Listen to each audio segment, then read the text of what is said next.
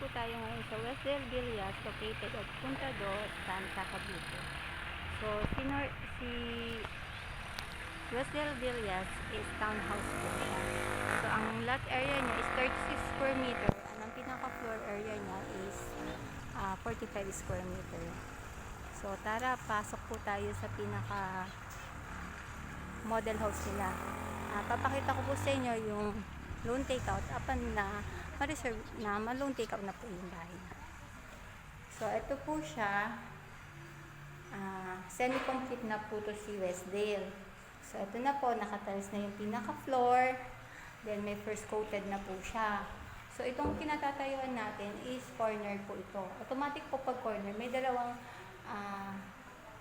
bintana po siya sa gilid. Then, sliding window na po yung pinaka bintana niya. Then, door steel naman po itong pinaka pintuan niya. So, itong si pinaka lababo niya is naka-tiles na rin po. Then, itong CR po is naka-tiles na rin po yung pinaka-floor, then yung wall po. So, may shower na rin siya. Meron na rin po pinaka-lababo, and meron na rin po siya yung pinaka-bowl. So, semi-complete na po. So, may first coated din po siya na kulay puting pintura. Ayan. So, ipapakita ko po sa inyo yun dito, yung pinaka-likod po niya. So, may extend po siyang space. So, kung gusto nyo po halimbawa, palagyan nyo ng pinaka-dirty kitchen nyo or yung laundry area, pwede rin po. So, ang turnover po is ganito. So, pag corner po yung nakuha natin, automatic po, hindi siya naka-close. Kasi, may space pa po kayo. So, ito yung pinaka-space niya po pag corner po. Ayan. So, tara po. Akit naman po tayo sa taas.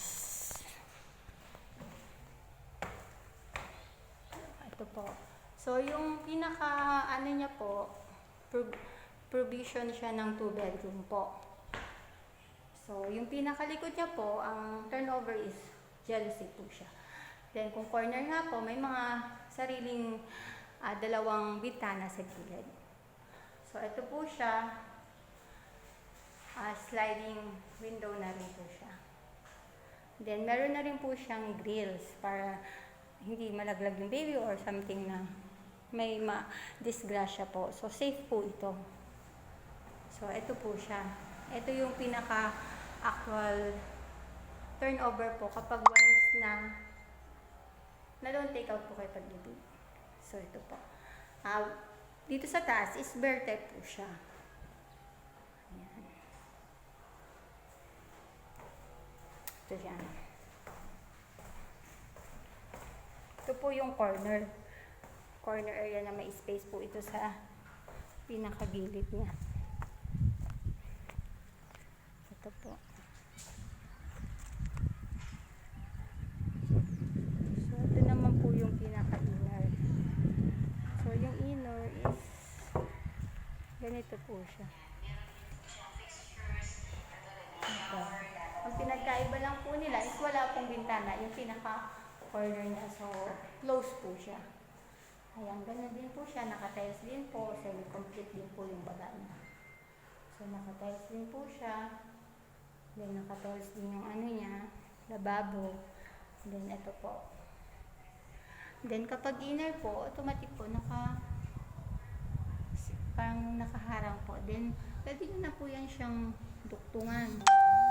In case na gusto nyo pong pataasan na po.